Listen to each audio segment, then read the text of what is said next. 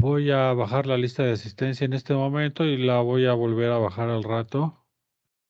Para la gente que hay una de las chicas, creo que es Jessica o Angélica, creo. Sí, Sara Angélica, que viene corriendo de otra clase.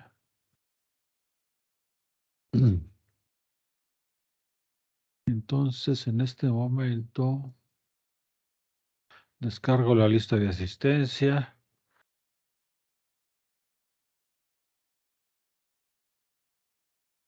Muy bien. Vamos a... Espérenme un segundo.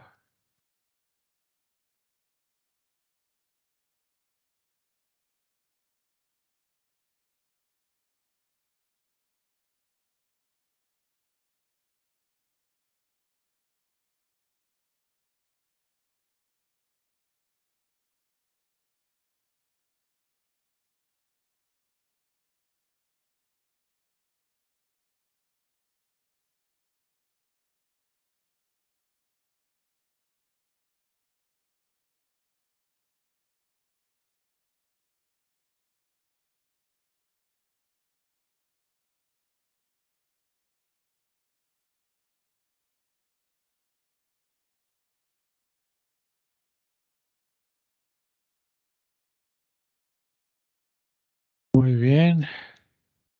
Vamos a compartir pantalla.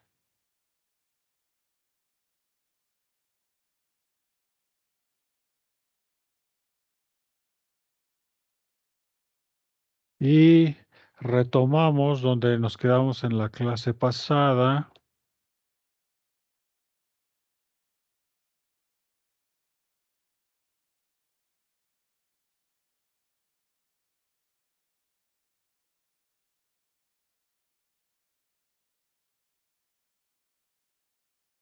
Esto lo bajamos.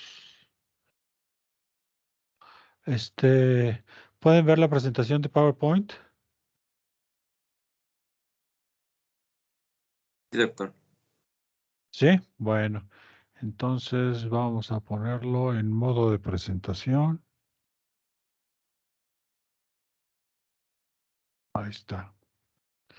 Bueno, vamos a recapitular un poco, vamos a integrar un poco la información. Hablamos pues comenzamos casi desde la estructura de la materia, ¿verdad? De la composición de los átomos, protones, neutrones, electrones, y que hay en todos los átomos, absolutamente en todos, independientemente del estado en el que se encuentren, hay una vibración de base. Y esta vibración de base, aparte de las interacciones más complejas que la física estudia, explica en gran medida la movilidad de los iones en un solvente, en nuestro caso es agua, y por lo tanto la distribución desde una zona de mayor concentración de los solutos a una zona de distribución de menor concentración de los mismos. Y viceversa, donde están menos concentrados los solutos, el solvente, que en este caso es agua, está mayormente concentrado y el agua se desplazará también por su naturaleza móvil interna hacia las zonas de mayor concentración de solutos y entre ambos se van a distribuir homogéneamente en un volumen X. Bueno. Eso explica entonces el fenómeno de difusión. Hablábamos de la estructura de la membrana, de las membranas biológicas y de su carácter interno hidrofóbico, es decir, que repelen aquellas átomos o moléculas que tengan cierta carga eléctrica mínima, pero presente, como en el caso del agua, o definitivamente declarada como carga completa en el caso de los iones. Las moléculas hidrofóbicas se excluyen a sí mismas conformando la membrana bilipídica y orientan las cabezas hidrofílicas hacia las superficies, tanto externa como interna. Bueno, también vimos que la única posibilidad, ¿verdad? Para un paso considerable de los iones de un compartimiento a otro es la presencia de unas moléculas proteicas que son los canales iónicos. Y estos canales iónicos entonces permitirán el paso de estos iones cuesta abajo en su gradiente electroquímico. Es decir, tomando en cuenta la negatividad interna de las células, la electropositividad externa y tanto la carga del ion en cuestión como su concentración. Todos esos factores van a afectar la distribución de iones entre un compartimiento y otro. Acá abajo, en estos gradientes indican, por ejemplo, sodio mayormente concentrado en el exterior celular, igual que el cloro, y tanto la concentración como la carga, ¿verdad? Harán que cuando un canal de sodio se abra, no va a haber nadie que detenga el sodio en su paso del exterior al interior. Esto tiene una significancia crucial, ¿verdad? Esta posibilidad de que un ion pueda cambiar tan rápido de un compartimiento a otro, puesto que particularmente en las células excitables, es decir, las células que tienen la capacidad de cambiar su potencial de membrana repentina y rápidamente, este, y hablando de células excitables, estamos hablando en especial y en específico de neuronas y músculo. Todos los tipos de músculo, músculo esquelético, músculo cardíaco y músculo liso. En diferentes grados se van a contraer unos y otros a diferentes tiempos, ¿verdad? El que va a ser siempre el más rápido va a ser el músculo esquelético, y dentro de las fibras rojas y blancas de músculo esquelético son las blancas las más rápidas. Bueno, en ese sentido, todos estos antecedentes nos han llevado a considerar qué es lo que va a pasar con estos cambios repentinos en la permeabilidad de la membrana a través de estos poros con respecto a las concentraciones de iones externas e internas. También mencionamos que a largo plazo, prácticamente durante toda la vida, los grandes aniones, proteínas y ácidos nucleicos, aquí faltó ácidos nucleicos, van a determinar importantemente la negatividad interna de las células. A mediano plazo, la enzima ATPasa de sodio y potasio, con un carácter electrogénico, ya que extruye 3 átomos de sodio por la interiorización de dos iones potasio, dejando un déficit de una carga positiva en el interior celular y por lo tanto contribuyendo a esta distribución diferencial de cargas. Y a nivel inmediato, ¿sí? Tenemos los canales de fuga de potasio, y estos canales de fuga de potasio permitirán ya sea la entrada o la salida del potasio dependiendo de hacia dónde haya sido el cambio, ¿sí? Siempre, como les decía yo en la clase pasada, el potasio es el gran equilibrador de el potencial de membrana. Y en ese sentido, de acuerdo a la ecuación de Nernst, de acuerdo a la ecuación de Goldman y Hodgkin, este, el, el, el potencial del potasio, el potencial electroquímico del potasio al equilibrio, tómenlo esto muy en cuenta, el potencial electroquímico del potasio al equilibrio se acerca mucho al potencial electroquímico, al potencial de reposo de la célula en cuestión. Lo que explica importantemente que si éste se va a mantener en equilibrio, en un equilibrio dinámico, los pequeños cambios que haya serán compensados, los pequeños cambios electroquímicos que haya serán compensados por el movimiento continuo de este ion hacia el interior o hacia el exterior. Bueno, ahora,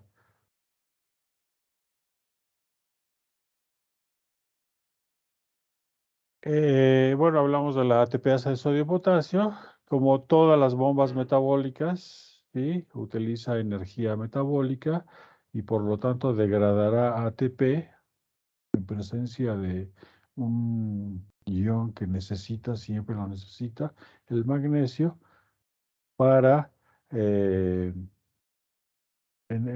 esta degradación a ADP más fósforo inorgánico, un cambio de forma, un cambio conformacional, sacará 3 iones sodio e internalizará 2 iones potasio. Bueno, permítame un segundito que ya me dio calor.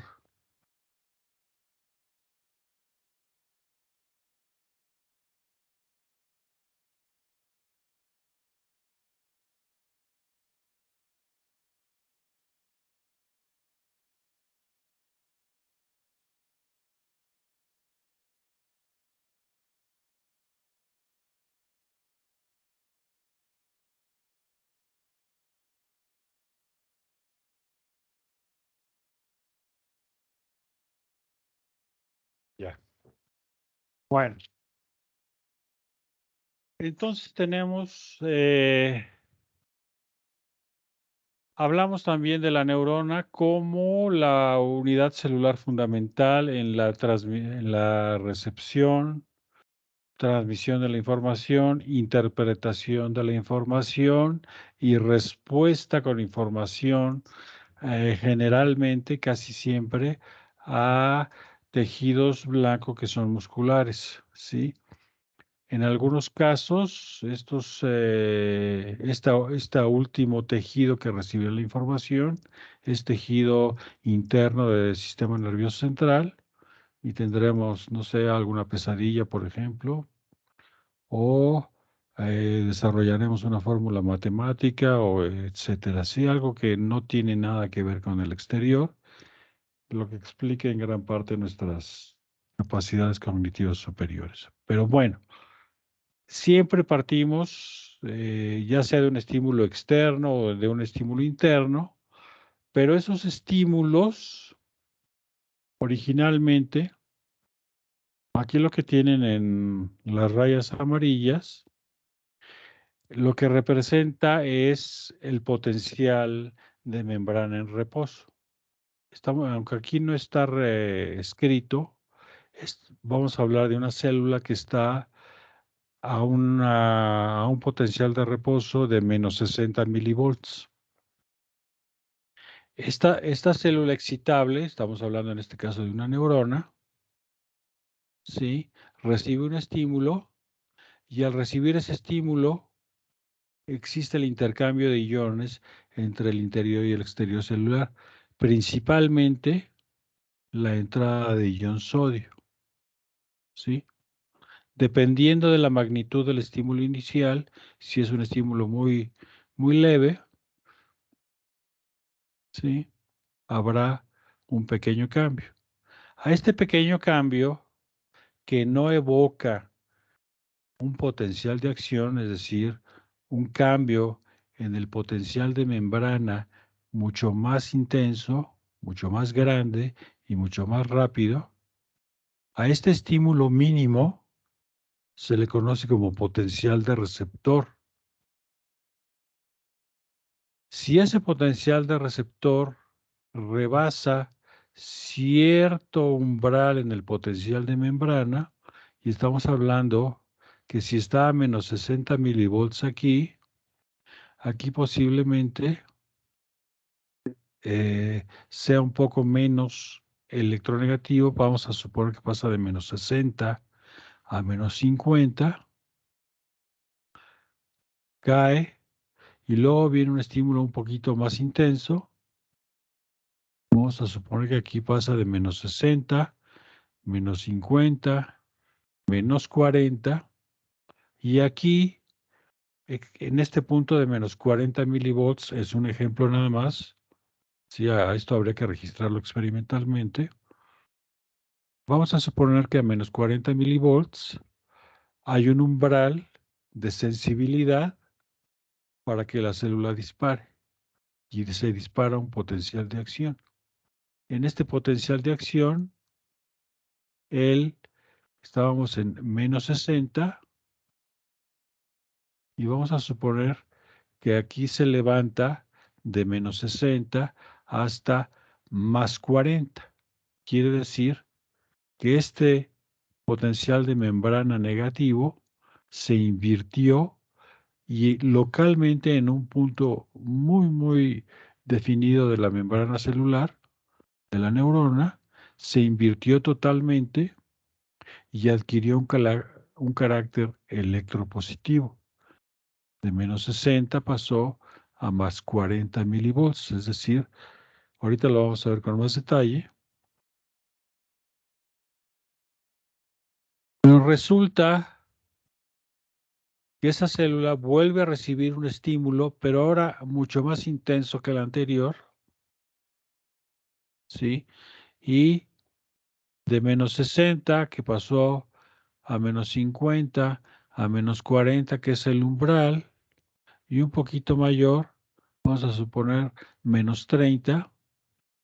De todos modos, se evocó el disparo de potenciales de acción que pasaron de menos 60 a más 40.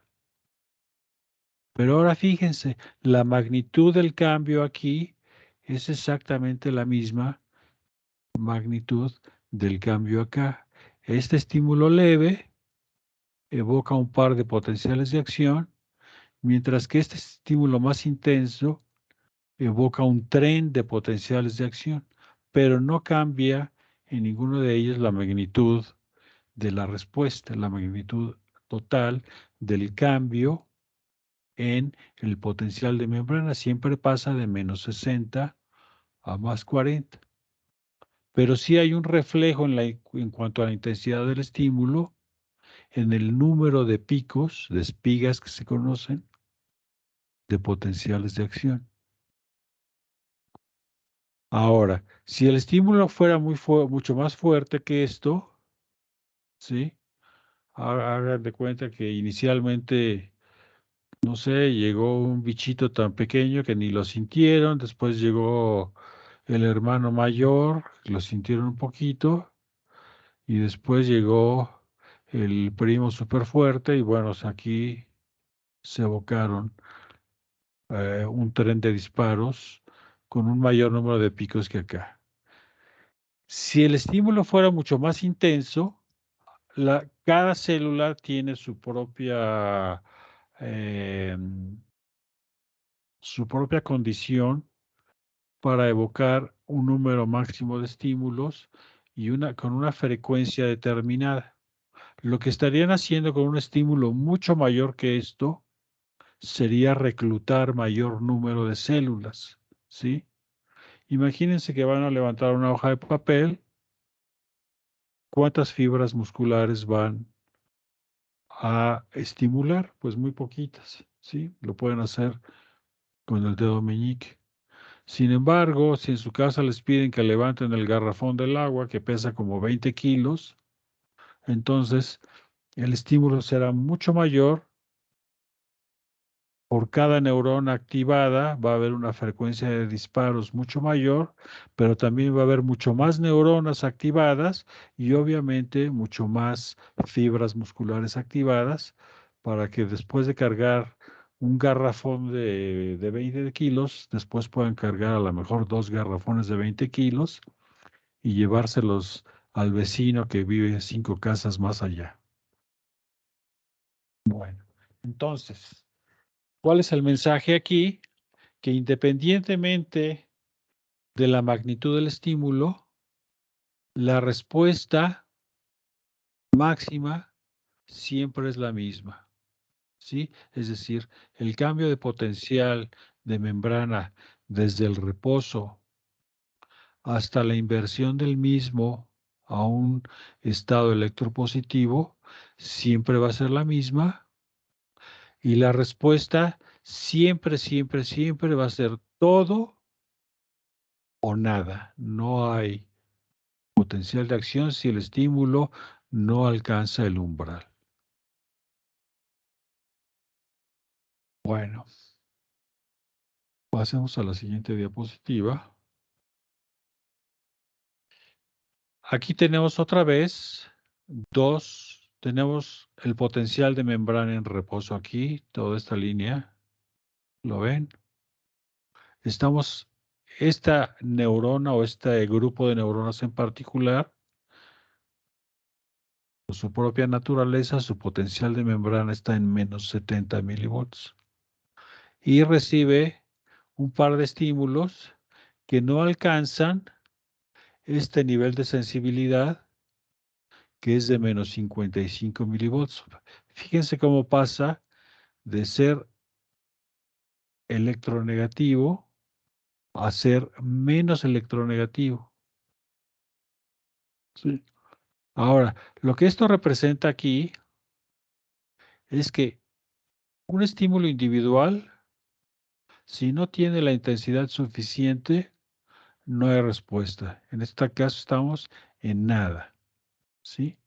Y aquí hay un par de estímulos que logran alcanzar el umbral y la respuesta es toda, ¿sí?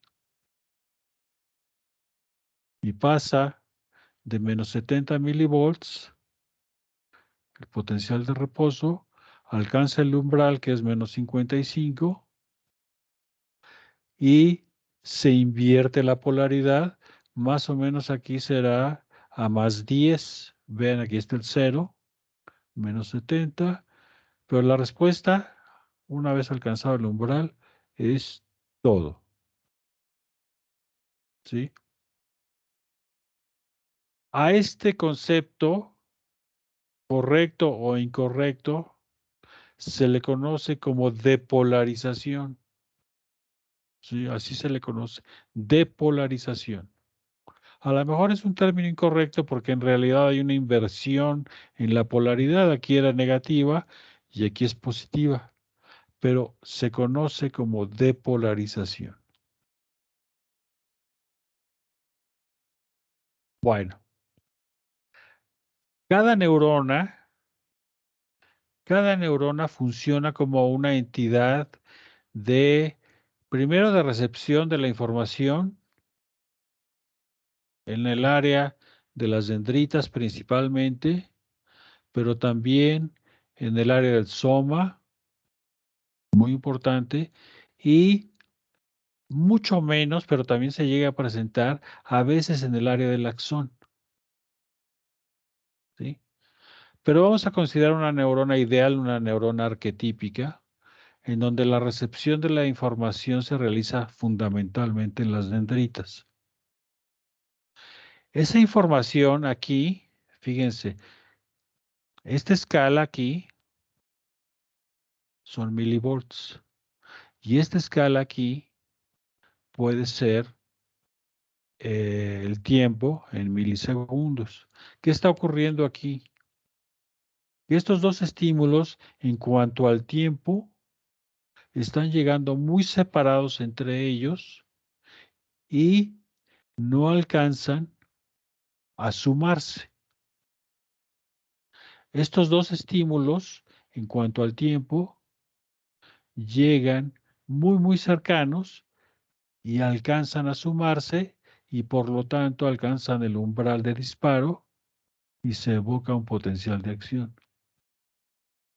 Estos dos estímulos en cuanto al tiempo llegan al mismo tiempo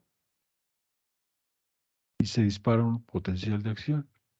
Vamos a suponer que todo está ocurriendo en esta zona aquí, E1 más E2.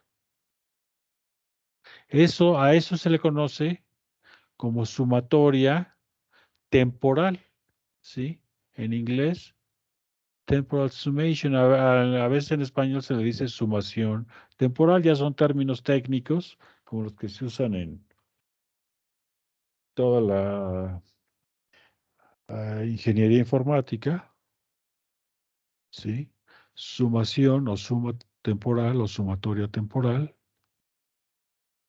Bueno, y acuérdense que si una neurona alcanza a tener hasta 10.000 conexiones presinápticas, hacer hasta 10.000 contactos con otras neuronas presinápticas, pues no es raro que en el tiempo por lo menos reciba los suficientes estímulos pegados unos a otros en el tiempo como para evocar potenciales de acción.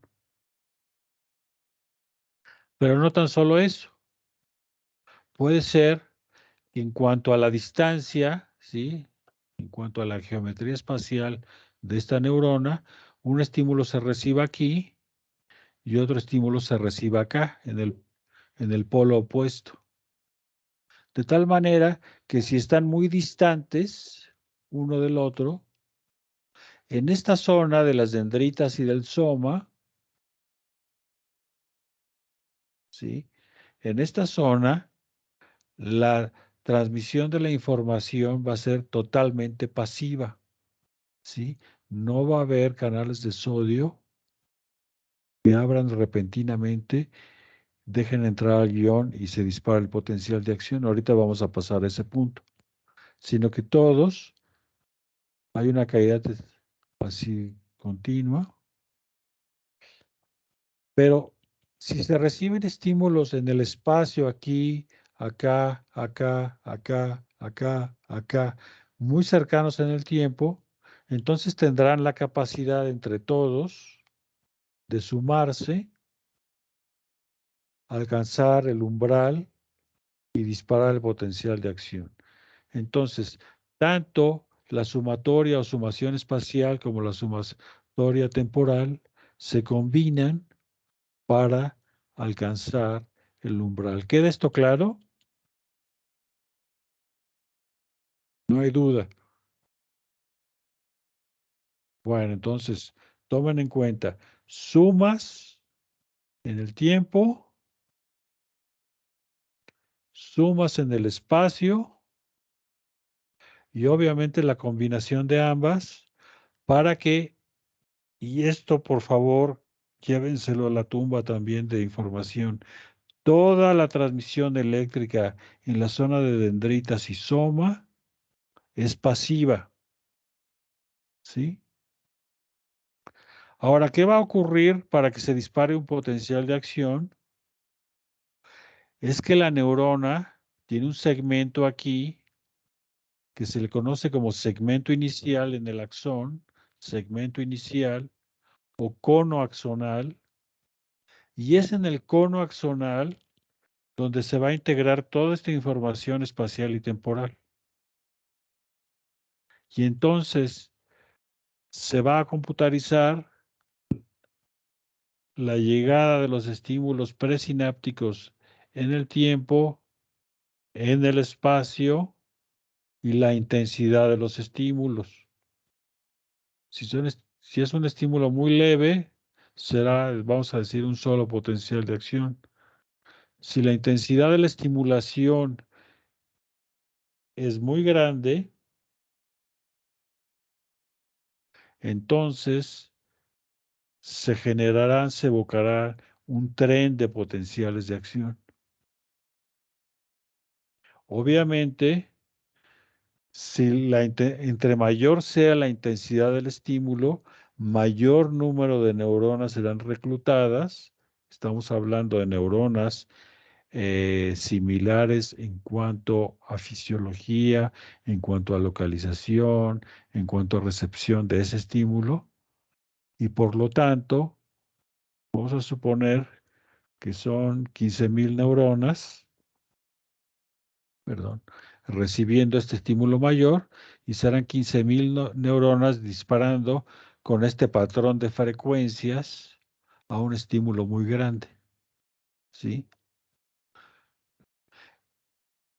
Otro punto a llevarse a casa, que es que la intensidad del estímulo siempre se verá reflejada en la intensidad de la respuesta. Y ustedes entonces ya saben que la intensidad de la respuesta estará dada por este patrón final de potenciales de acción y por el número de células reclutadas. Entonces, cada neurona es un elemento integrador de la información. Toda la información presináptica que le llegue aquí se desplazará de forma pasiva hasta el cono axonal y en el cono axonal se va a integrar esa información y aquí en el cono axonal y en cada nodo de Ranvier van a tener canales de sodio dependientes de voltaje que van a abrir y cerrar y se va a transmitir la información a lo largo del axón.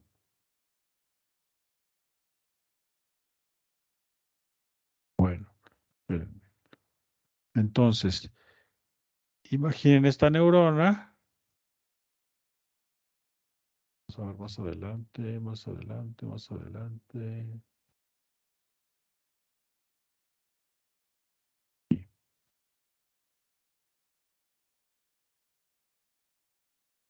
Aquí, entonces tienen el mismo ejemplo, ¿sí? Aquí hay un estímulo en el tiempo, aquí hay dos estímulos y aquí hay tres estímulos, ¿sí? Ahora, fíjense aquí, viene un patrón de disparos de potenciales receptores que se van acercando cada vez más, cada vez más, cada vez más, y vean ustedes la magnitud de la respuesta, ¿sí? Hasta alcanzar un máximo. Esta es una sumatoria temporal y lo mismo ocurriría con la sumatoria espacial. Cada tipo neuronal, aquí es un ejemplo de diferentes tipos neuronales, tiene sus propios patrones de respuesta. Todos estos son registros. Fíjense, este eje es el potencial de membrana y ahí tiene una escala de 40 milivolts en cuanto al cambio, independientemente de lo que sea el potencial de reposo, el potencial de base. Fíjense en esta frecuencia, fíjense en esta frecuencia, en esta otra que está aquí. Son casi como las huellas digitales de cada tipo neuronal.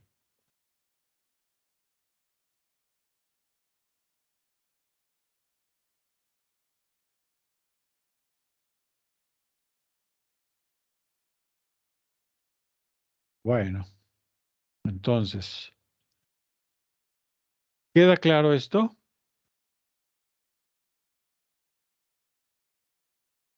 Ok, entonces, a ver si alguien quiere decir algo de una vez. Bueno, entonces, estos estímulos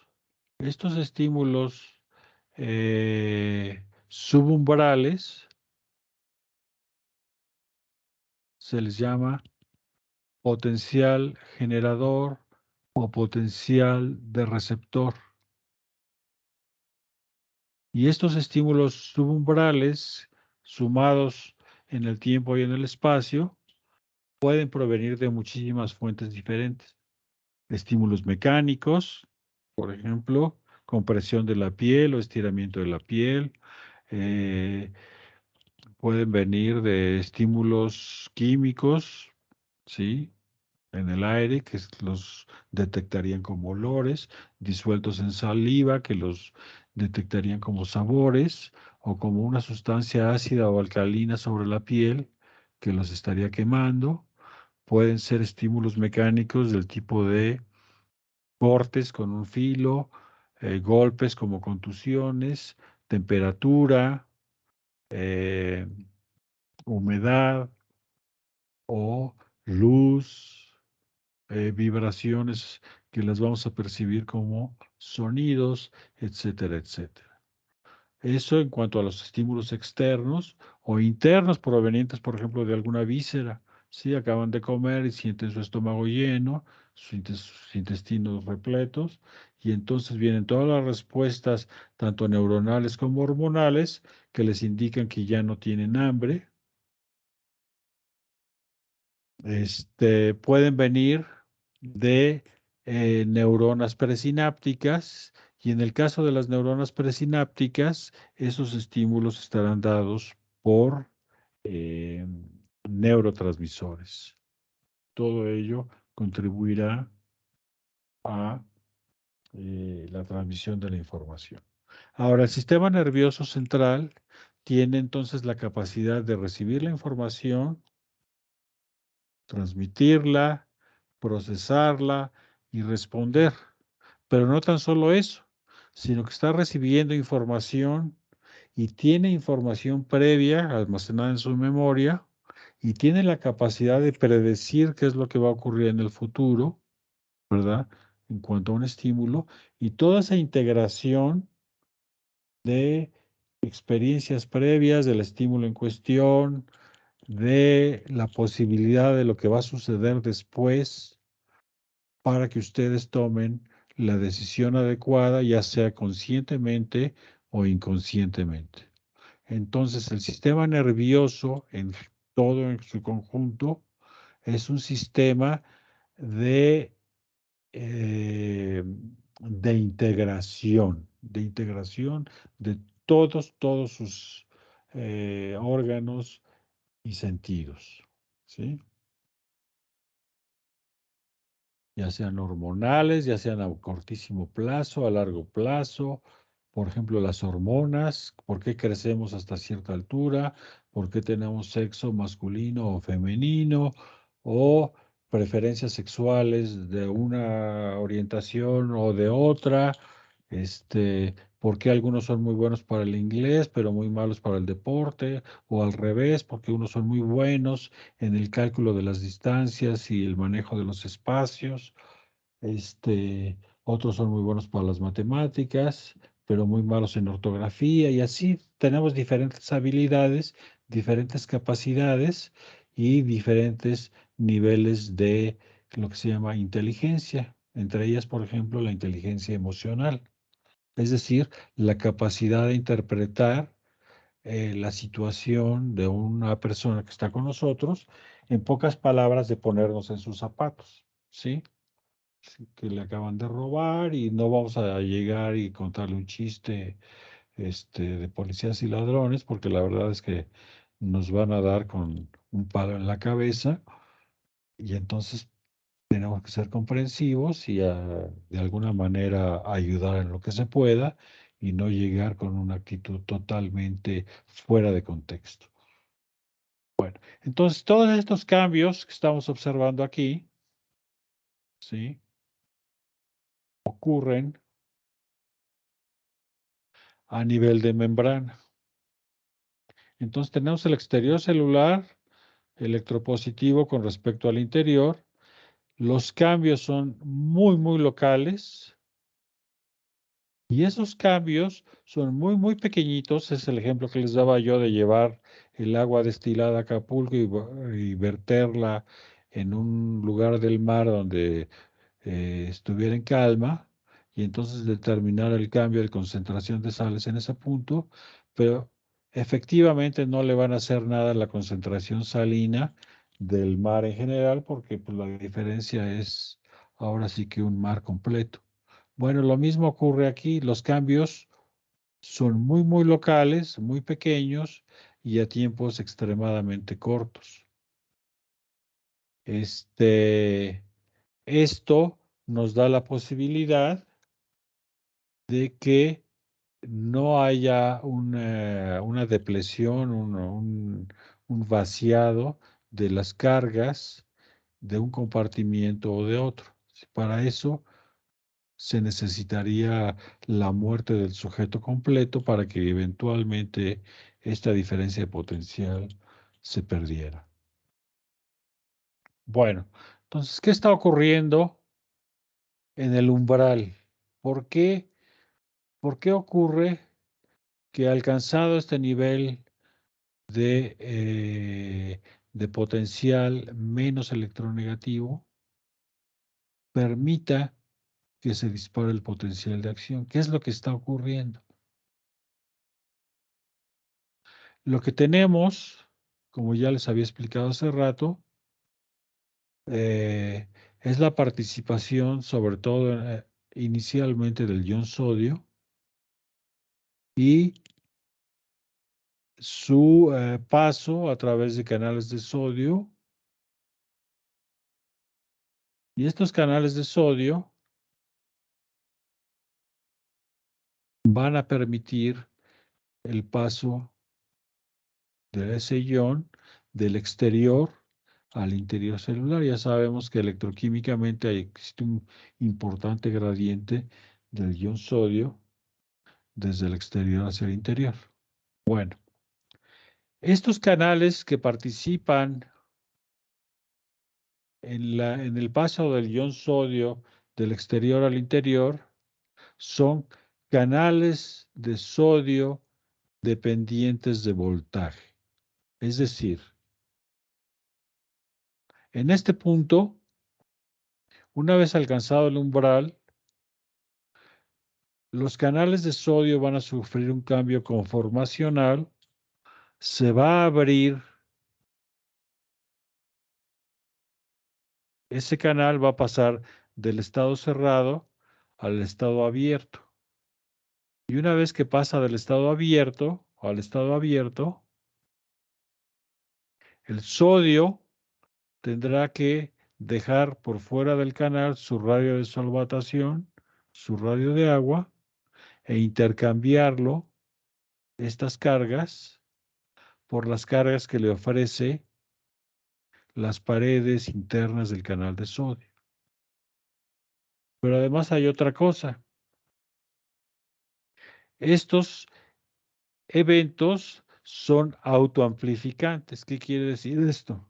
Que inicialmente, al llegar al umbral de disparo, al llegar al punto de sensibilidad, ¿sí?, que son menos 55 milivolts en el ejemplo que estamos dando, al pasar de menos 70 a menos 55 milivolts, esta proteína es sensible a ese cambio de voltaje, sufre un cambio conformacional, se abre y por lo tanto, al abrirse aquí, permite la entrada de sodio. Estamos hablando de algunas cuantas canales iónicos de sodio.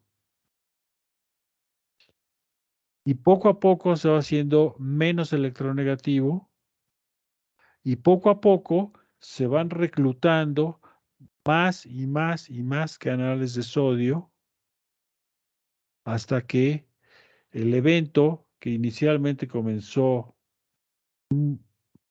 relativamente despacio, vean aquí en la pendiente, se vuelve un evento casi inmediato en cuanto al tiempo. De aquí a acá no hay ni un milisegundo. ¿Qué quiere decir? Que primero se abrieron unos cuantos canales y como el evento es autoamplificante, con el cambio de voltaje se abren más y más y más y más y más hasta que la entrada de sodio es tal que en ese punto, localmente estamos hablando de este punto,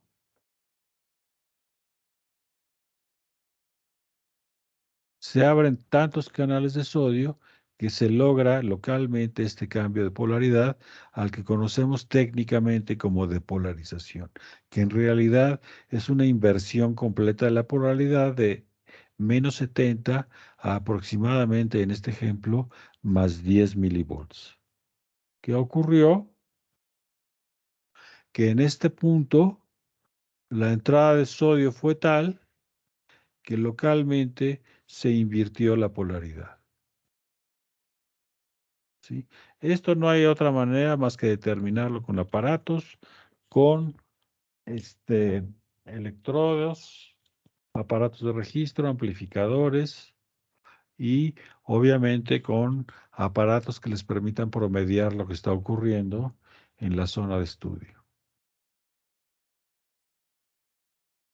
¿Queda claro esto? Creo que me imagino que ya han visto esto varias veces en fisiología de músculo, en fisiología general, pero bueno, esta es la base de las neurociencias.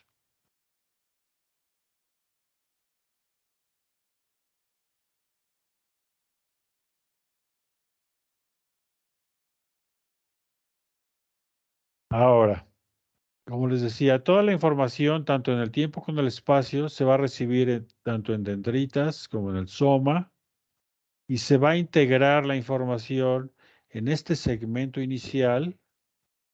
Aquí, hagan de cuenta que tiene una mini computadora y lo que haya ocurrido en términos de intensidad del estímulo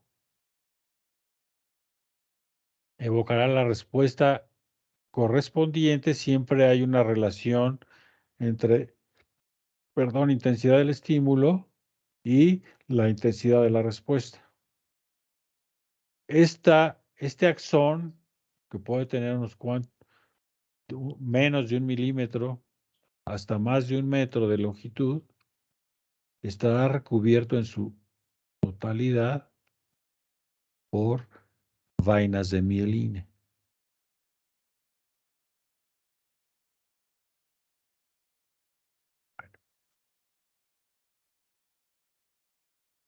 Entonces, ¿qué pasa? ¿Qué pasa con el canal?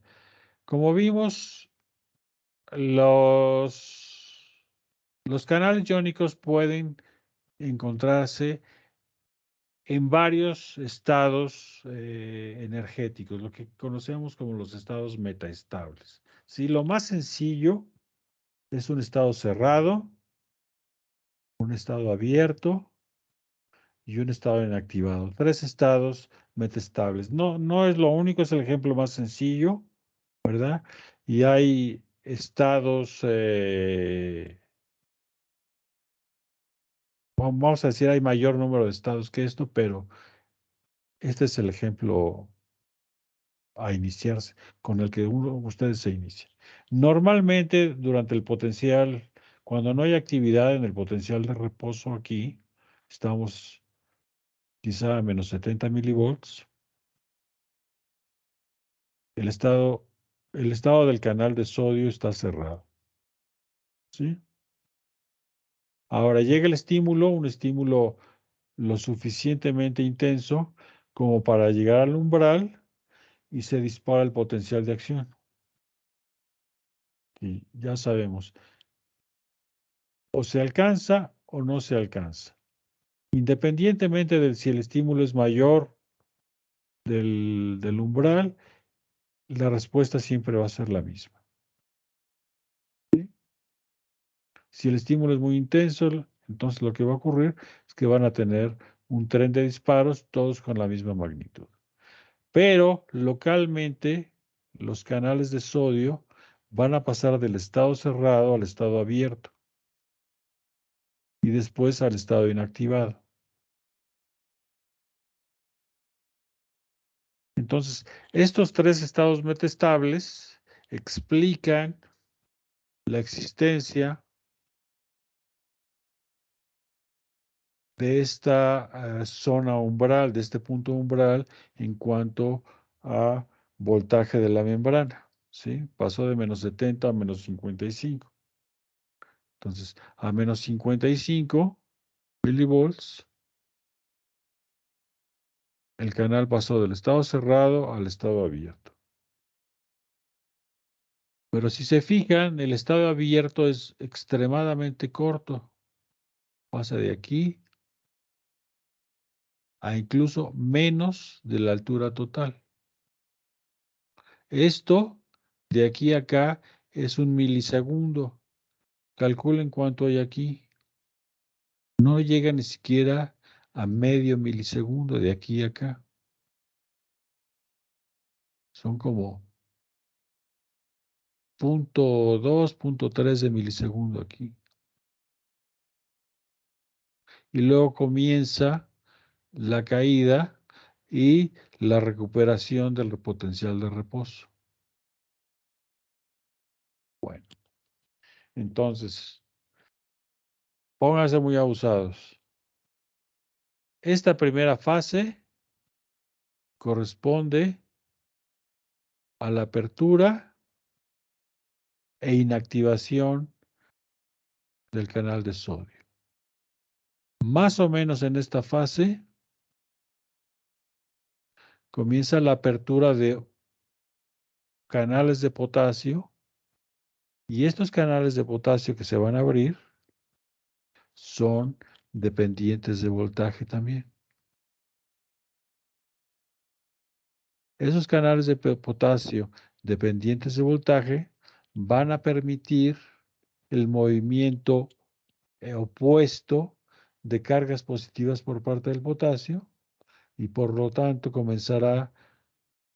primero comenzará una lucha aquí entre sodio y potasio hasta que se alcance el máximo, luego predomina, ¿sí?, la salida de iones potasio.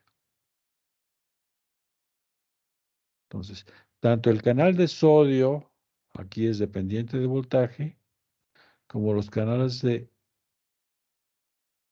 potasio dependientes de voltaje, permitirán la regeneración y la recuperación del potencial de reposo. Entonces, esto se lo tienen que saber de memoria. Esta primera fase, pregunta de examen, corresponde a la entrada masiva de sodio. Y después comienza, todavía hay entrada de sodio aquí, y esta segunda parte a partir más o menos de casi la llegada al máximo en el cambio de potencial, hay una contribución crucial en la salida de iones potasio. Los dos canales son dependientes de voltaje. ¿Qué quiere decir esto? Que los canales de fuga de potasio, en este caso, no van a ser suficientes para compensar por este cambio tan grande. Se van a necesitar canales de potasio extra, que se llaman canales rectificadores, es decir, van a rectificar el potencial de membrana de reposo. ¿Sí? Y estos canales rectificadores de corriente saliente, ya sabemos que las corrientes en este caso siempre estarán dadas por los movimientos de iones. Bueno, ¿queda claro hasta aquí? Hablen ahora o callen para siempre. Bueno, en la siguiente imagen tenemos aquí, ya saben ustedes, para registrar lo que está ocurriendo al interior de la célula, necesito un electrodo que penetre, ¿sí? Y necesito un electrodo de referencia que voy a dejar afuera, aquí en el exterior celular. Este electrodo de referencia, si yo dejara este afuera, aquí, y que estoy comparando este punto externamente de esta célula con respecto a este otro punto externamente, pues no hay diferencia y tengo cero, ¿sí? Una vez que yo penetro, aquí está mi electrodo ya al interior de este axón. Entonces, ahora sí hay diferencia, aquí es negativo, vamos a decir menos 70 con respecto al exterior. ¿Y qué está ocurriendo aquí? Que tengo varios electrodos colocados en a diferentes distancias y voy a ir registrando si yo estimulo aquí o acá, cuando el potencial de acción pase por aquí, lo registro, luego pasa por acá y lo registro, luego pasa por acá y lo registro. Y tengo precisamente estos cambios locales de polaridad, estas depolarizaciones, hablando técnicamente, Una primera, que es un potencial de acción, una segunda de polarización y una tercera de polarización, y cada una es un potencial de acción. Bueno, vean ustedes aquí, en cuanto a la distancia, se colocaron más o menos de tal manera que 1 milisegundo de distancia entre cada uno. Ahora, ¿qué está ocurriendo aquí? Aquí tenemos al canal de sodio en su estado cerrado. Estamos en reposo. ¿Sí? Aquí donde está indicado en anaranjado, pueden ver ustedes momentáneamente la apertura del canal. Está en el estado abierto.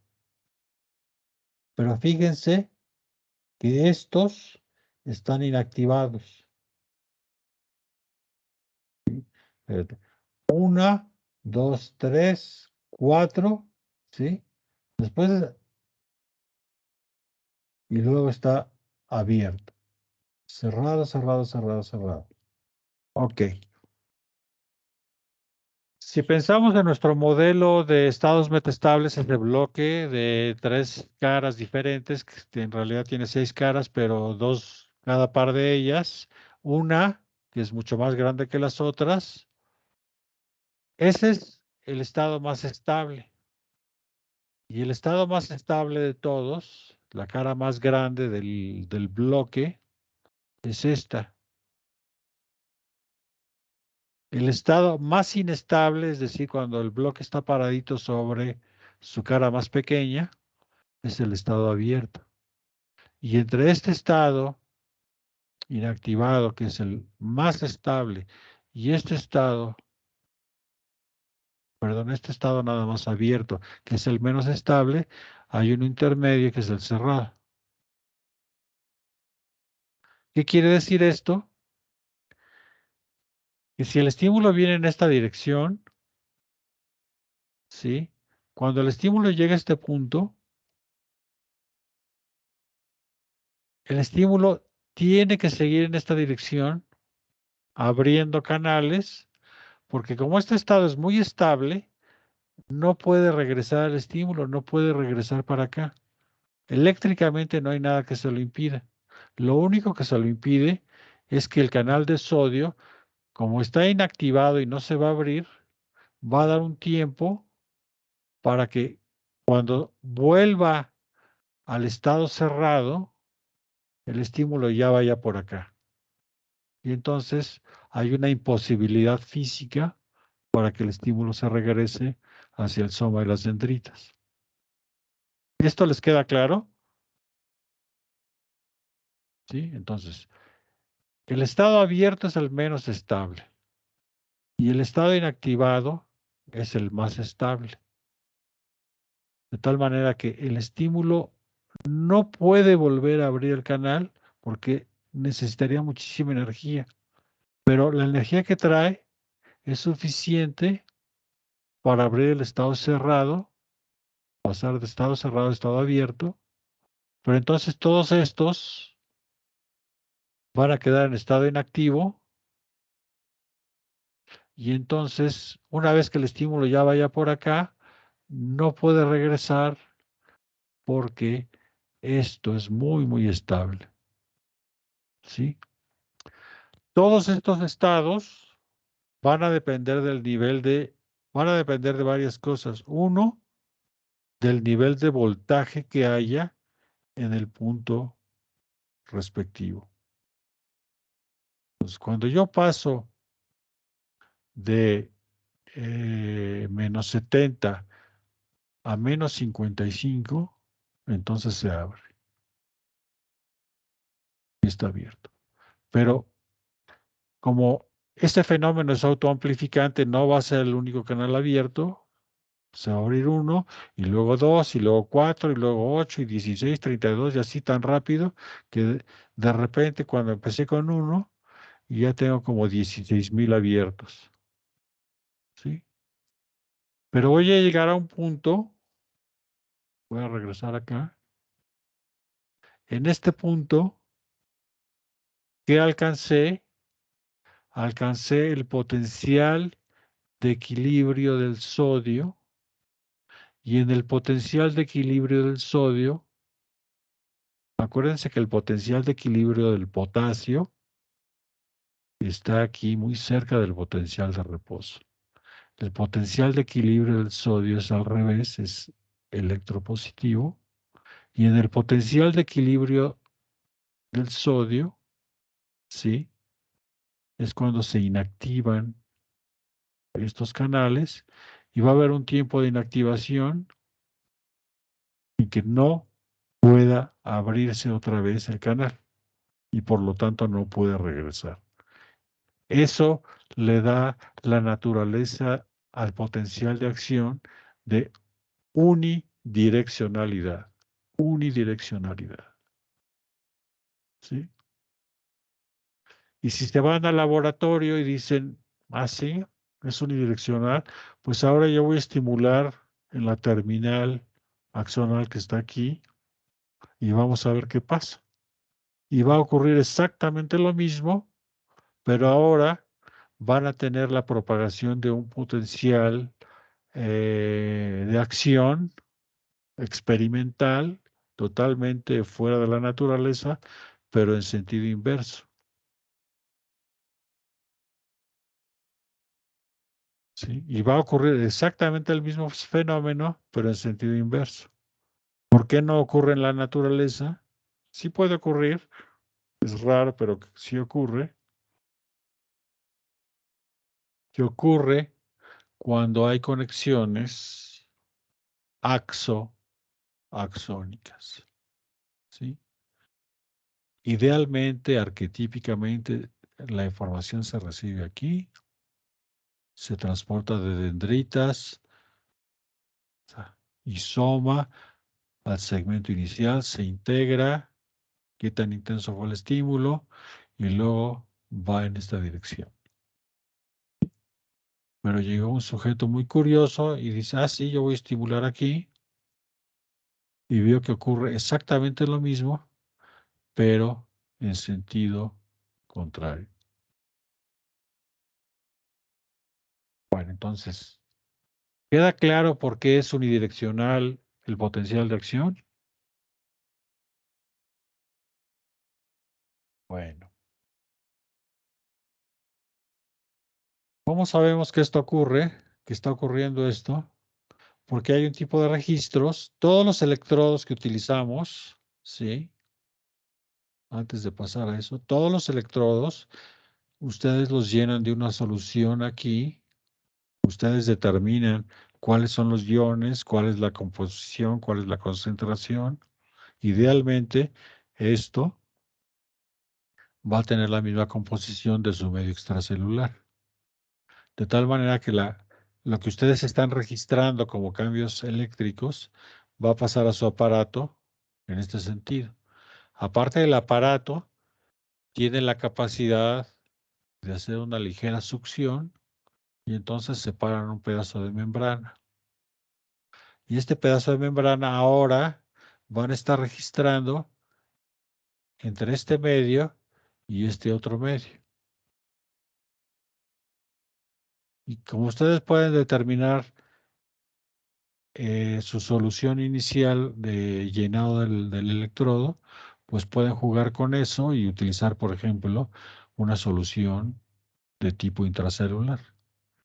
Y van a observar aquí entonces los cambios en la apertura y cierre de los canales iónicos. ¿Cómo le van a hacer? Pues sus aparatos, ustedes tienen la capacidad de manipular las corrientes, manipular los voltajes y con eso van a ser capaces de abrir o cerrar los poros. Es una técnica que en su momento, cuando yo estaba haciendo la maestría hace chorrocientos mil años, era muy novedosa, ahora ya es algo muy, muy común.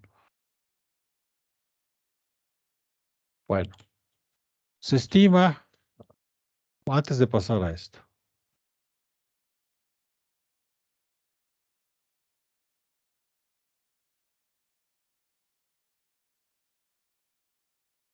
¿ok?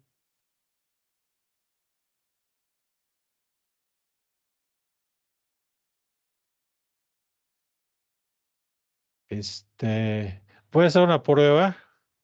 A ver, voy a bajar esto. ¿Ven a mi perrita ahí en mi sombrero? Sí. Sí, la ven a mi perrita. Ahora vamos a cambiar de pantalla. Ahora ven el libro ahí. Sí. Sí. Sí, bueno, entonces no tengo que dejar de compartir y volver a compartir. Simplemente bajo uno y pongo el otro. Ok, ok.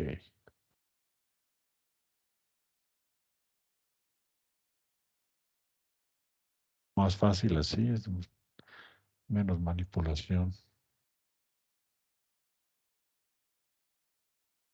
No es lo mismo, son las mismas imágenes, un poquito diferentes en cuanto a tiempos, en cuanto a distancias, ¿sí? Entonces parten de un potencial de reposo aquí, alcanzan un máximo. Este máximo, ya saben ustedes, corresponde al potencial de equilibrio del sodio. Y todos estos cambios de potencial, primeramente, abren los canales de sodio, después los cierran y en esta zona contribuyen a la apertura de canales de potasio y por lo tanto a la recuperación del potencial de reposo.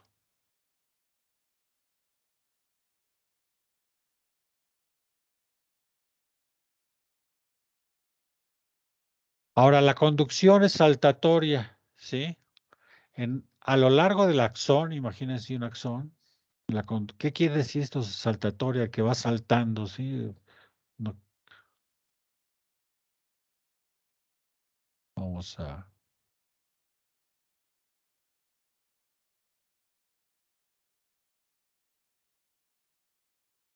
más arriba.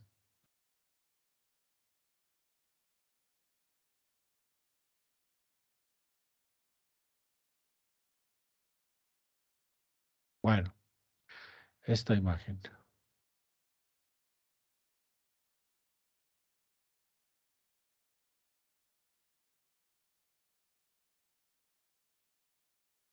Ay. Ok, aquí está bien. Aquí tenemos representada una célula mielinizante que es una célula de Schwann. ¿Se acuerdan? En sistema nervioso periférico, las células de Schwann, esta sería una célula individual. La célula de Schwann tendría su núcleo por aquí periféricamente.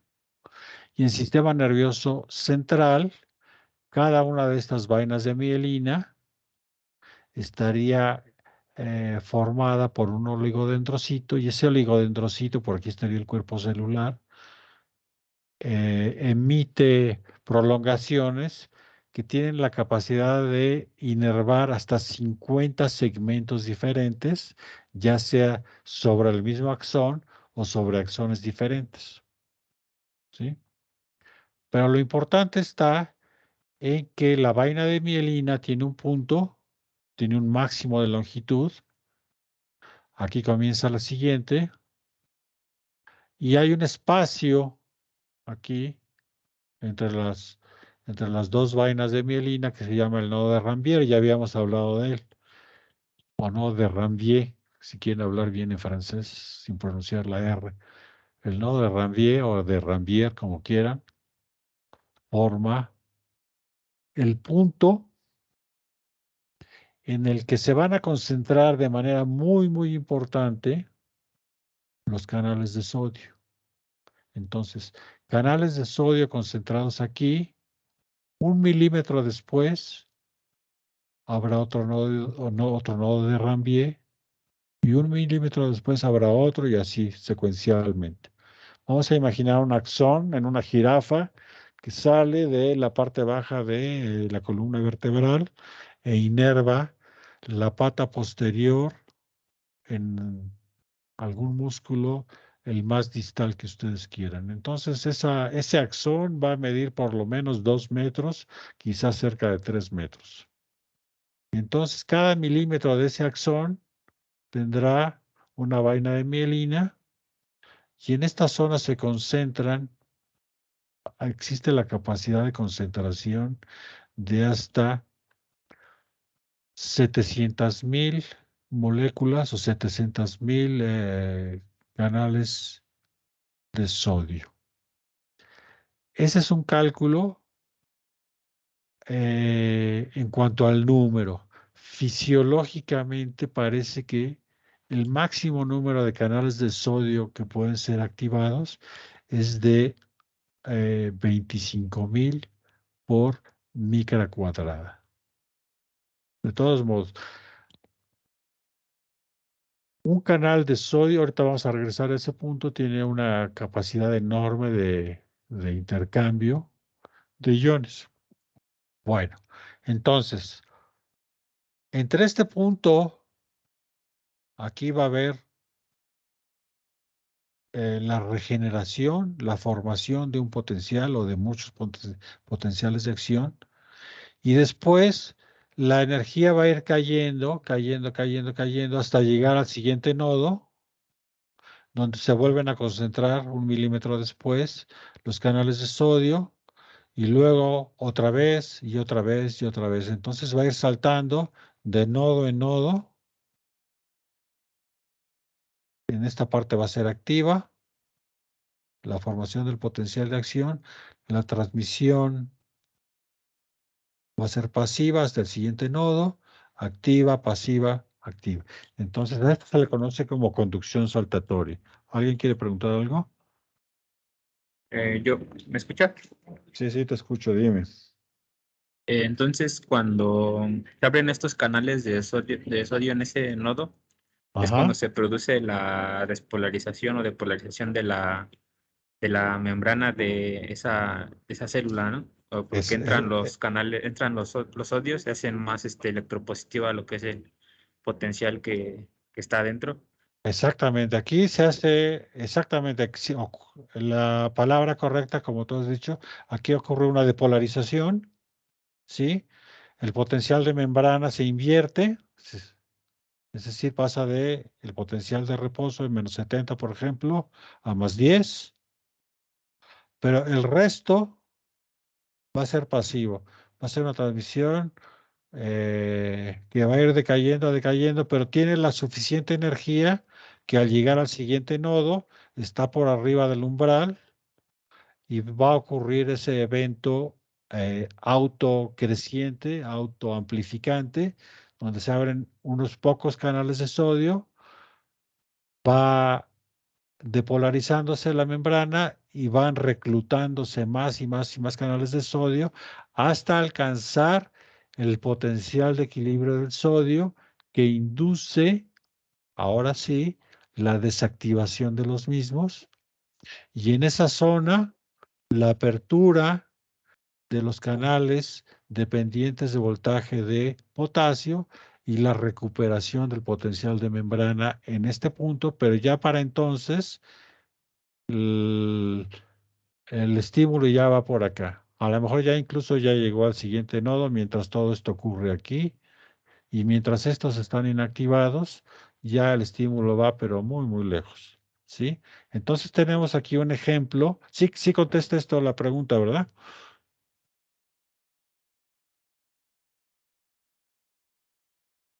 Sí te contesté tu pregunta.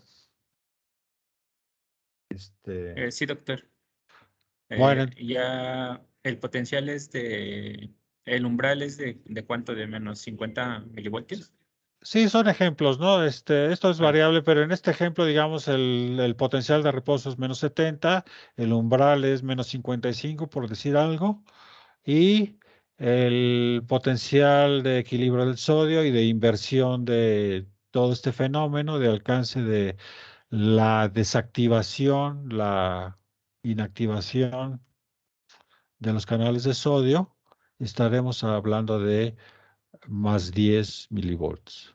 Bueno, a lo que voy con esto entonces, viene la apertura de los canales de potasio dependientes de voltaje, pero también de manera muy, muy importante en estas zonas internodales, en esta zona aquí internodal, tenemos la presencia de la enzima, la ATPasa de sodio-potasio, que poquito a poco, no tan rápido como ocurre con los canales, poquito a poco irá recuperando a lo largo de este trayecto internodal entre nodo y nodo, el potencial de membrana en reposo, ¿sí? En este ejemplo aquí tenemos los cambios conformacionales entre el estado en reposo o estado cerrado, el estado activado en el que el canal está abierto y el estado inactivado, que aquí pasaría un tiempo, ¿sí? Para regresar al estado en reposo. Ahora tenemos esto. De esa manera es como a esta conducción se le conoce como conducción saltatoria. Tiene los dos componentes, el componente activo de apertura y cierre de canales y el componente pasivo simplemente de a partir del cambio de polaridad de la membrana, la recuperación lenta en gran medida apoyada por los canales de fuga de potasio. Bueno, ahora voy a bajar esto, voy a quitar esto. Regresa mi perrita al escenario y regresamos a la presentación.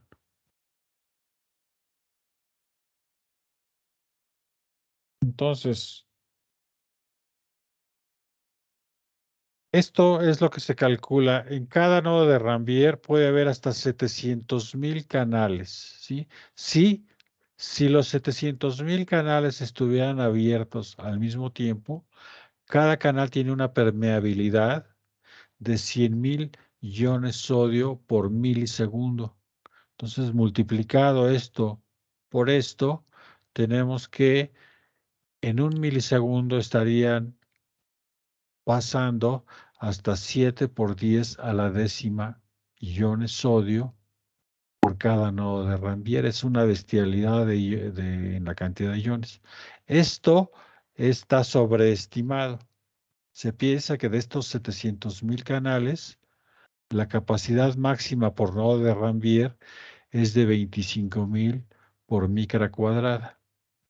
O sea que es sustancialmente menor, pero de todos modos, debido a la velocidad de cambio, y esto es simplemente por difusión, de aquel fenómeno de poner sal en agua y dejar que solita se mueva, de esa idea de la magnitud del cambio por difusión simple. No hay ningún otro. Bueno, aparte está obviamente la diferencia de potencial eléctrico entre el interior y el exterior. Bueno, simplemente para que se den idea, y comparado con una bomba metabólica que pudiera transportar un ion, esto es por lo menos 10, de 10 a 100 órdenes de magnitud mayor que lo que pudiera ser una bomba metabólica. Bueno, registrando por patch clamp, es decir, usando esta técnica, y registrando en varios puntos de la membrana, sabemos que los canales en realidad se abren de manera estocástica, es decir, de manera al azar, probabilísticamente poco predecible. Algunos abren más tiempo, otros abren menos tiempo, otros abren y cierran muy rápido. Pero finalmente lo que estaría ocurriendo aquí, aunque solo estamos registrando en 3 puntos, 1, 2 y 3, ¿sí? Tenemos los cambios de potencial de membrana aquí. Este es un pulso cuadrado. Esto es artificial. Esto con mi aparato yo lo hago. Paso de -90 y voy a rebasar el umbral de disparo. Rebasando este umbral de disparo experimentalmente, ¿sí? Yo lo establezco con mi máquina. Voy a inducir que los canales de sodio se abran Pero ahora me doy cuenta que la cosa no es tan regular como pudiera parecer. Y finalmente, aunque les digo, estamos solamente registrando en 3 lugares, aquí lo que registramos es la corriente en picoamperes, pasa de 0 a 1 picoampere, quizá un poquito más, 1.5, ¿sí? Y lo que está ocurriendo finalmente, y esto parece que es la naturaleza misma de la vida, que es un fenómeno puramente estocástico, tenemos una promediación también bastante irregular, pero que finalmente nos permite que aquí lo que apareció fue el león y yo tuve que correr a toda velocidad porque si no me comía. Y lo que está ocurriendo en esa respuesta mía conductual de correr para salvar mi vida es la apertura de canales de sodio con esta característica que todos están promediando y finalmente aquí yo ya alcancé a subirme a un árbol y bueno, ya jadeando y muy asustado, pero mis neuronas y mis músculos regresan al potencial de reposo. ¿Sí? Vean cómo todos estos cambios se reflejan aquí. Va bajando poco a poco. Aquí también hay ciertos cambios. Hay algunas aperturas que no necesariamente corresponden a un estímulo. Normalmente los canales se están abriendo y cerrando. Y bueno, gracias a eso tenemos un tono muscular continuo. No nos caemos al suelo un, s- como un saco ahí sin ninguna estructura, nada. Sí, siempre mantenemos cierta postura, etcétera, ¿no? Y bueno, estos pequeños picos que tienen aquí, eh, entre más reducidos los tengan mejor, pero responden en de alguna manera es el reflejo de la irregularidad de los mismos aparatos de registro y estimulación. Bueno,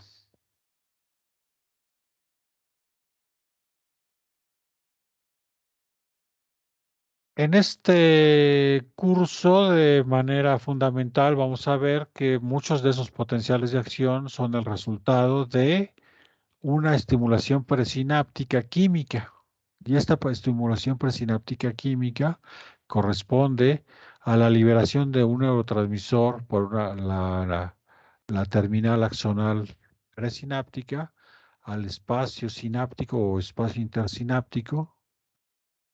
Y este neurotransmisor siempre contenido en vesículas, se va a vaciar siempre de manera completa la vesícula y cada vesícula va a contener siempre aproximadamente la misma cantidad de neurotransmisor entre una y la que sigue.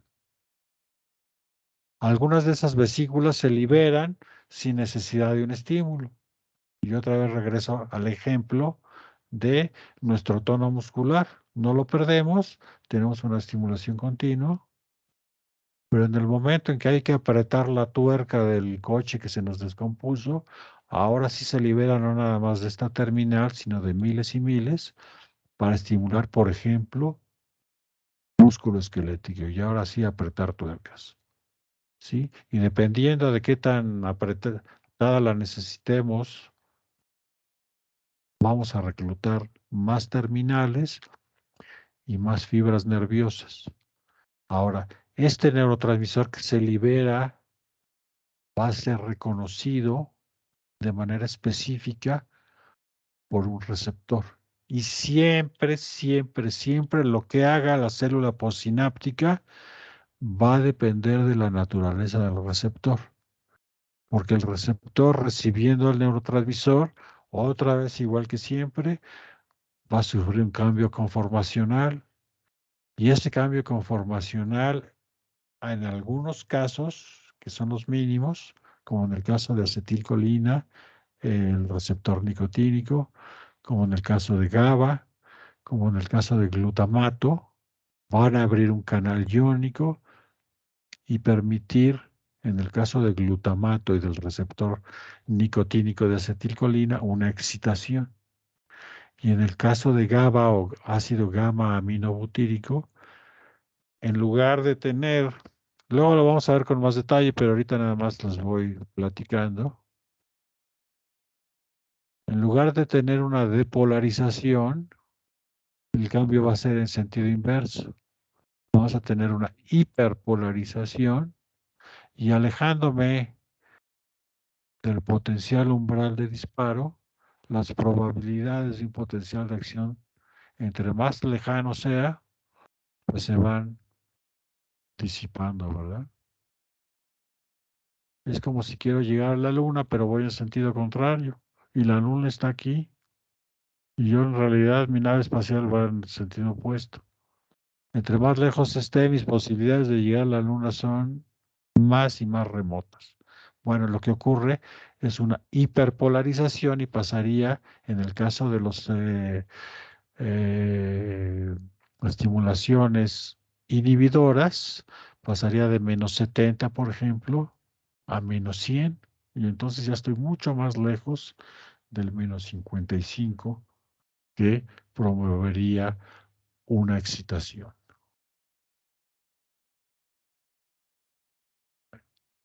Entonces,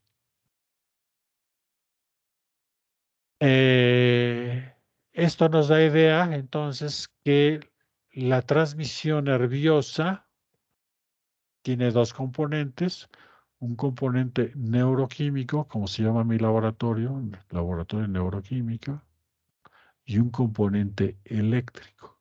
A partir de aquí viene un potencial de receptor y en el tiempo y en el espacio se sumarán estos estímulos químicos y esos estímulos químicos que se sumen en el tiempo y en el espacio determinarán, de acuerdo al receptor, el receptor si es excitatorio, pues una excitación y por lo tanto un potencial de acción.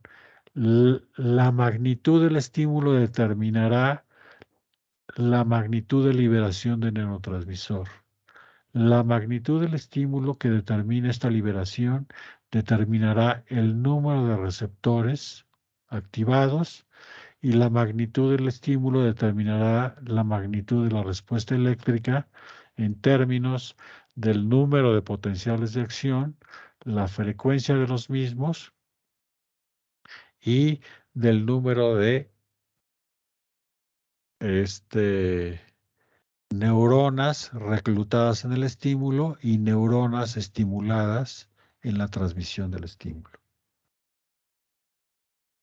Bueno, seguramente han visto imágenes parecidas a esta. Esta es una fibra muscular, es microscopía electrónica de barrido, tienen un sombreado con metales, ¿sí? Por eso da esta imagen tridimensional. Tienen un axón mielinizado. Aquí están las terminales axonales, ya haciendo contacto directo con la fibra muscular. Tienen un nervio y un nervio implica la presencia de muchos axones recorriendo la misma trayectoria. Bueno, si este es un músculo esquelético, necesariamente estas terminales son terminales colinérgicas, estarán liberando acetilcolina y siendo el músculo esquelético una fibra excitable, se manifestará como una contracción muscular. A todo esto se le conoce como la placa neuromuscular. Y es uno de los modelos más socorridos de neurotransmisión eléctrica en primera parte y química en la segunda parte. Eléctrica en la respuesta postsináptica y el tejido diano, tejido blanco, se manifestará como una contracción.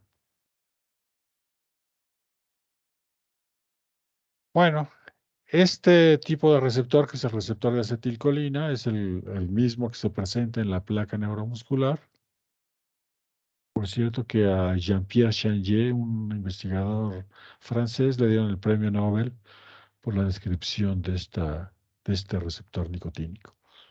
Ven ustedes, tiene 5 subunidades. Toda esta es una proteína completa, constituida por 5 subunidades, una alfa, no, perdón, 2 alfa, una beta, una gamma y una delta. Y el interior celular conforma un poro, ¿sí? Al unirse, aquí están los sitios de unión en las subunidades alfa, 2 moléculas de acetilcolina por cada receptor. Y en el cambio conformacional, igual son cambios todo o nada, se abre el poro y entra cationes, básicamente, en este caso sodio y calcio. Y lo mismo, estado, aquí está cerrado en reposo, aquí está ocupado y abierto, aquí sigue ocupado, pero no podemos mantener el músculo contraído durante mucho tiempo, necesitamos responder rápidamente, de tal modo que se inactiva. Esta acetilcolina, en este caso, va a ser destruida enzimáticamente por una enzima que es la acetilcolinesterasa, y es la enzima más rápida que se conoce, de tal manera que muscularmente ustedes pueden responder muy rápido. Pueden recorrer los 100 metros en menos de 10 segundos, ¿sí? Sobre todo cuando viene la policía atrás de ustedes.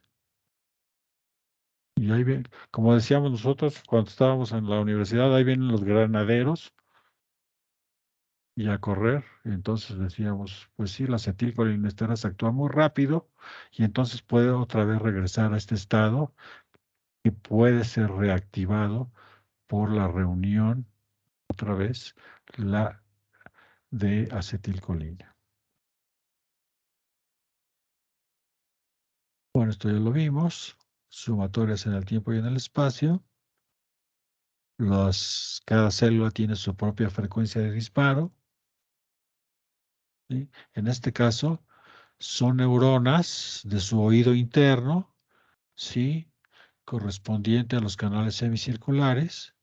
Y lo que está ocurriendo aquí, que cuando ustedes mueven la cabeza o el cuello, las microfibrillas de sus células receptoras van a girar en sentido contrario al movimiento del fluido que tienen en el oído y se estarán dando cuenta de que están moviendo la cabeza o el cuello.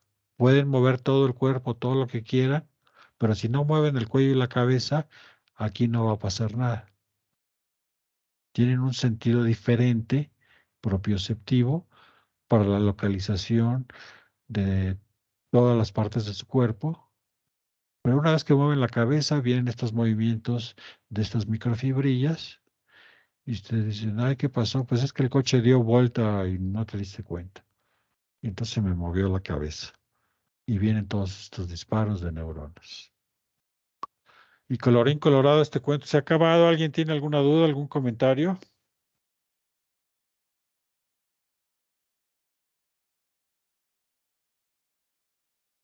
Algo que quieran decir, mencionar, comentar. Déjenme ver si hay algo más aquí. Todavía tenemos un ratito.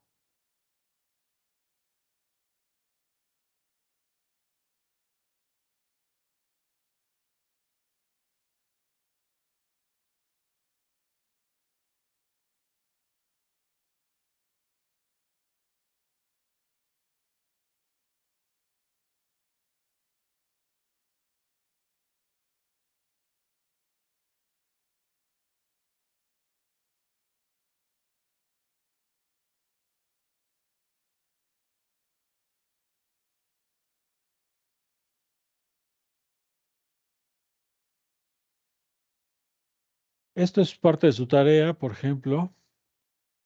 Aquí tenemos una imagen de un canal en bacterias. Se parecen mucho a los nuestros. Es un canal específico para el potasio, ¿sí? Aquí está el poro Y la forma tridimensional en bioquímica, esto se le llama la estereometría, estéreo de espacio, la estereometría del poro, estará determinada por la forma de la secuencia de aminoácidos que aquí hay. Las proteínas se representan así como estructura lineal, son un aminoácido tras otro, tras otro, tras otro. Estos aminoácidos en esta estructura, en esta secuencia lineal, ¿sí? Están presentando cargas que se van a coordinar con el ion potasio. La distancia de aquí a acá es crucial porque, por ejemplo, por aquí no van a pasar iones calcio. La magnitud de la carga del potasio también es importante porque también ese filtro de selectividad elimina la posibilidad de que el sodio pase. Si el sodio pasara por aquí sería una desgracia, porque como saben el sodio en total desequilibrio químico y eléctrico, pues simplemente mataría a esta pobre bacteria, ¿verdad? Ahora, estos barriles, estas estructuras cilíndricas, esto es estructura primaria, es puramente lineal. Estas estructuras cilíndricas representan estos giros, estas hélices. Y ustedes saben que los aminoácidos se distinguen unos a otros por sus grupos laterales. Y esos grupos laterales pueden tener carga, y en este caso tiene una carga, este tiene una carga negativa, tiene oxígeno, y este otro aminoácido de este lado tiene una carga positiva aquí. De tal manera que se establece un puente hidrógeno, cargas parciales, que se van a coordinar con el ion potasio al pasar por aquí. Y esto, después de millones de años, pues obviamente de adaptación y evolución y cambios que no salieron, está muy, muy bien aceitado, es un mecanismo muy, muy fino, ¿sí?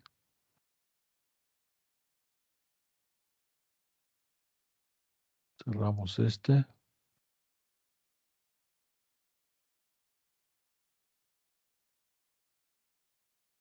Imágenes que ya vimos.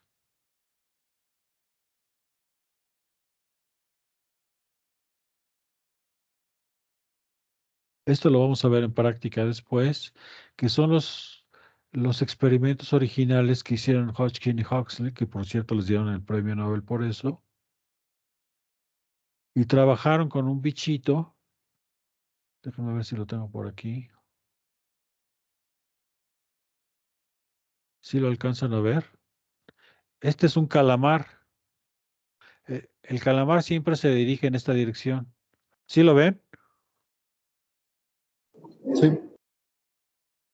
Y aquí en la parte posterior tiene una especie de vejiga por la cual toma agua y al contraer los músculos de esta pequeña vejiga expulsa el agua y se va dirigiendo hacia el frente, ¿no? Esta sería la porción cefálica, la porción caudal. Bueno, este músculo, todo este músculo, está inervado por un axón, una neurona, pero que es una neurona gigante. Se trabaja con ella a simple vista, sin microscopio ni nada, ¿sí? Entonces, lo que hace esta neurona al inervar todo este músculo es inducir la contracción y bueno, el calamar en menos de lo que canta un gallo, pues ya está lejísimos de nosotros. Este modelo es tan grande, el axón, aquí está, es un cilindro, que Hodgkin y Huxley lo que hicieron, se pusieron a jugar con los contenidos internos y externos de iones y a promover potenciales de acción de diversas maneras. Estos experimentos son clásicos y sirven como la base, actualmente siguen siendo el modelo de estudio de tanto de propagación del potencial de acción como de la apertura y cierre de canales iónicos, este, de la naturaleza de las fibras musculares, de la naturaleza de las fibras axonales, etcétera, etcétera. Pero esto lo vamos a ver con más detalle en clase.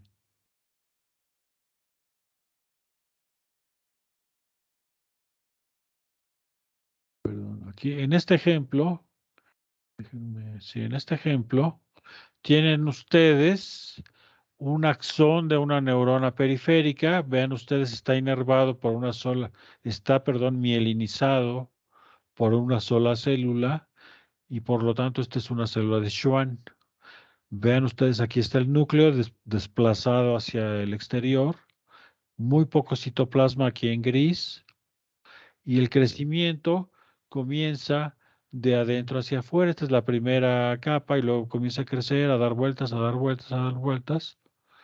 Y dependiendo de el diámetro del axón, entre mayor sea el diámetro axonal, mayor número de capas va a tener.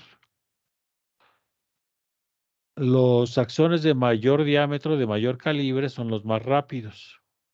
Y la mielina contribuye al contenimiento, evita que la difusión de la electricidad en forma de intercambio de iones entre el interior y el exterior axonal difunda por el medio, siendo los iones hidrofílicos solubles en agua, pues simplemente se perderían aquí en el medio acuoso intersticial.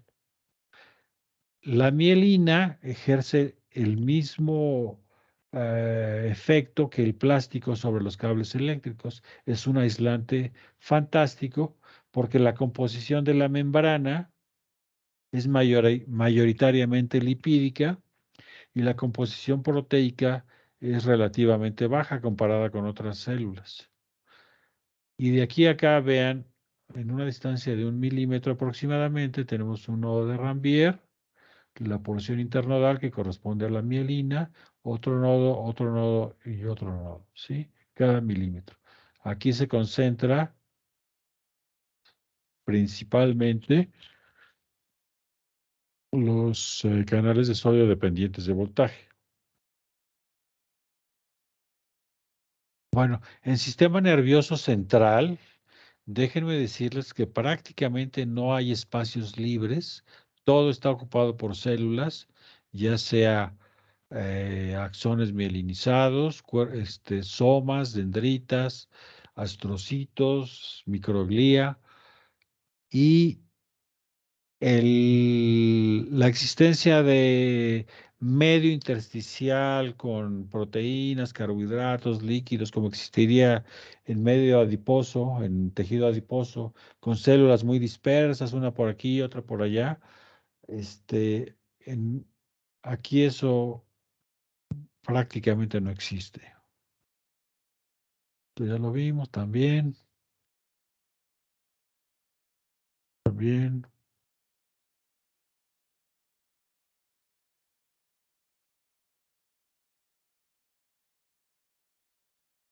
Bueno, entonces aquí terminamos la clase. Este es el mismo capítulo. Este es el mismo capítulo, canales iónicos y las propiedades eléctricas de las membranas, del cual tienen su tarea y del cual me van a hacer una guía de estudios, ¿sí? Nada más es un capítulo, no necesitan escribir 15 páginas. Quizá todo lo que está contenido aquí en una cuartilla, cuartilla y media, ya lo tengan listo, ¿sí? No tienen que poner hasta la última coma, paréntesis, punto y coma, etcétera. Son las ideas más importantes. Entonces, vamos a ver qué tal capacidad de síntesis. El que tenga mayor capacidad de síntesis ese es una persona que sabe dominar la información. Si tiene que poner hasta el último punto, quiere decir que se están perdiendo ahí en el mar de la información. Bueno,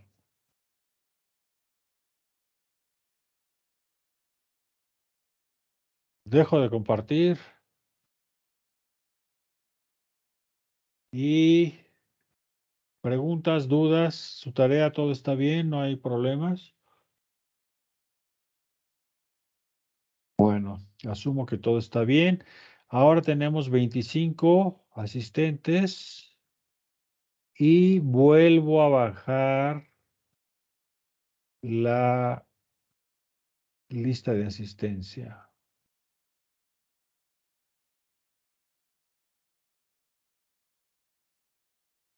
Dejo de grabar en este momento.